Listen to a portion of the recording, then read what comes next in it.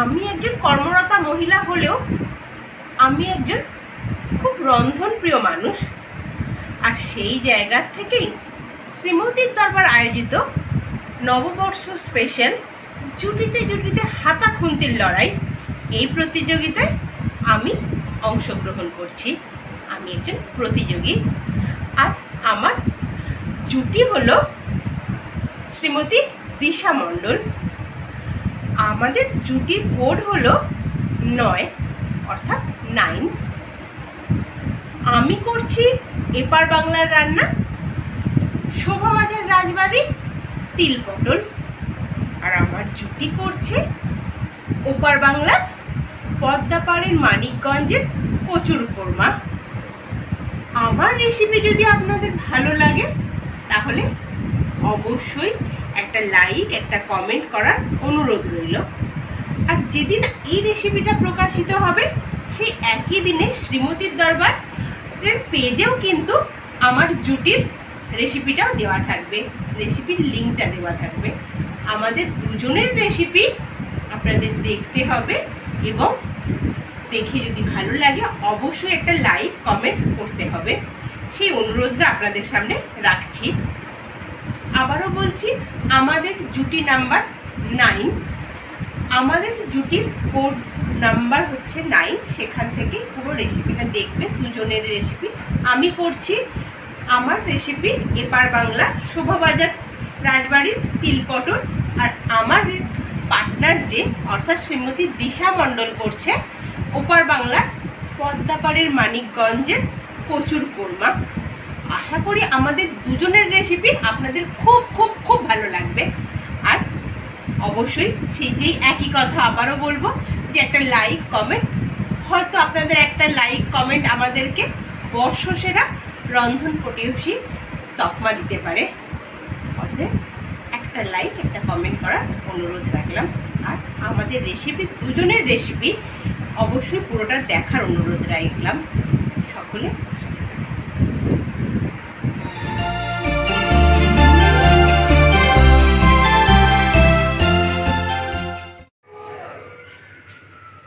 নববর্ষ স্পেশাল জুটিতে জুটিতে হাতা খুন্তির লড়াই প্রতিযোগিতায় আমি আজকে যে রান্নাটা করছি এপার বাংলার রান্না শোভাবাজার রাজবাড়ির তিল পটল। আর এই তিল পটল করতে গেলে আমাদের কি কি উপকরণ লাগছে সেটা একবার দেখে নেওয়া যাক। প্রথমেই লাগছে পটল, যেগুলোকে আমি একটু একটু খোসা ছাড়িয়ে, একটু খোসা রেখে দুদিকে কাট লাগিয়ে আমি কেটে নিয়েছি। আচ্ছা, আর লাগছে খুবই সামান্য উপকরণ লাগছে এখানে সাদা তিল, আছে কাঁচা লঙ্কা, আছে নুন, চিনি, হলুদ, সর্ষের তেল, আর আছে জল। এই কয়েকটা উপকরণ দিয়ে হয়ে যাবে শোভাবাজার রাজবাড়ির তিল পটল। খুবই কম উপকরণে নিরামিষ একটা রান্না আর দারুণ একটা টেস্টি রান্না। তো দেখে নেওয়া যাক রেসিপিটা আমরা কিভাবে করছি। পুরো রেসিপিটা দেখতে থাকো।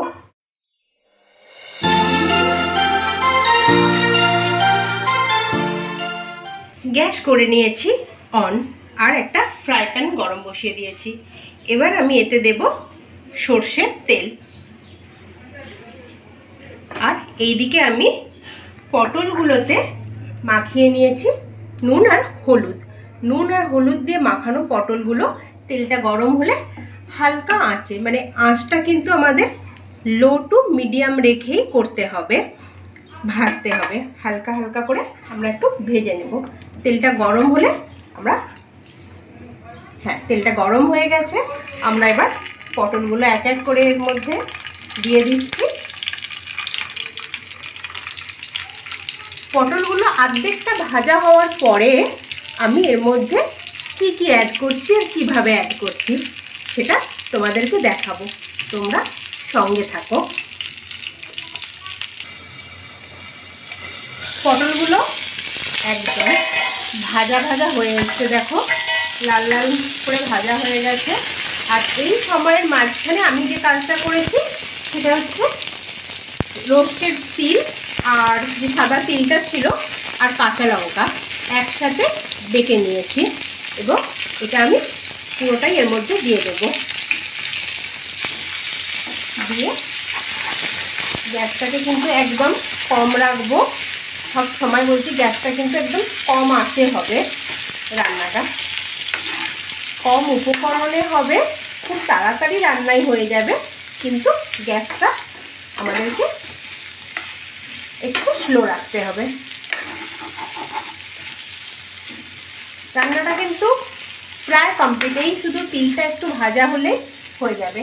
আচ্ছা, এরপর আমি যেটা দেব সেটা হচ্ছে নুনটা দেব স্বাদ মতো। পটলে কিন্তু নুন মাখানো আছে, সেই বুঝে নুনটা দেব। হলুদ দেব,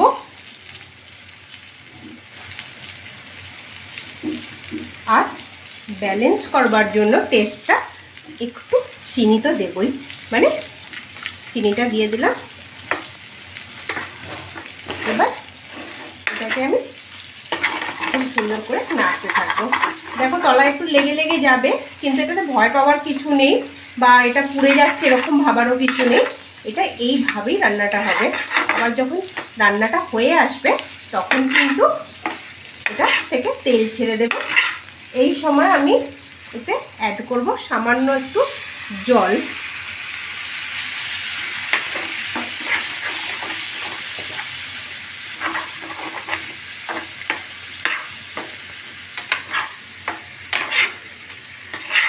খুব সুন্দর একটা কালার এসছে, দেখে তোমরা নিশ্চয়ই বুঝতে পারছো। আচ্ছা, এতে এবার পরিমাণ মতো একটু জল দিয়ে, খুব বেশি না, আমি মিনিট 3 জন্য এটা ঢাকা দিয়ে দেব। তারপর ফিরে আসছি ফাইনাল প্রেজেন্টেশন নিয়ে। এবার ঢাকনাটা খুলবো।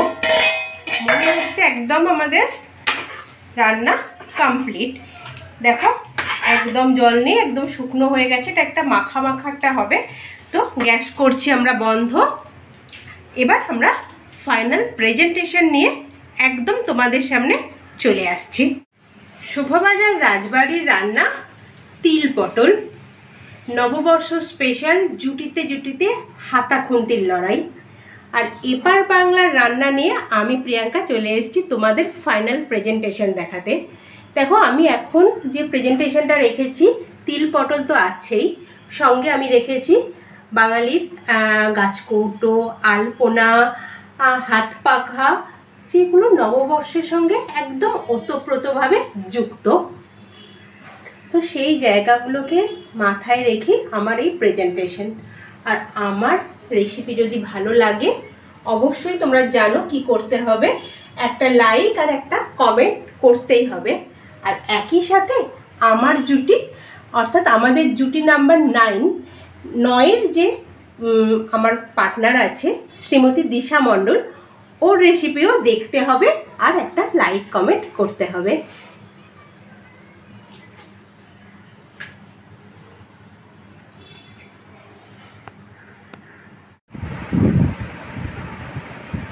শোভাবাজার রাজবাড়ির তিল পটল এপার বাংলার একটা নিরামিষ রান্না নিয়ে একদম চলে এসেছি ফাইনাল প্রেজেন্টেশন।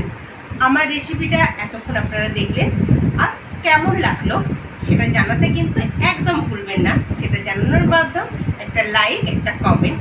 আর যেদিন এই রেসিপিটা প্রকাশ হবে সেদিন কিন্তু শ্রীমতীর দরবার পেজে আমার পার্টনার শ্রীমতী দিশা মণ্ডলের রেসিপিটাও দেওয়া থাকবে, যিনি করেছেন ওপার বাংলার রেসিপি, পদ্মাপাড়ির মানিকগঞ্জের কচুর কোরমা।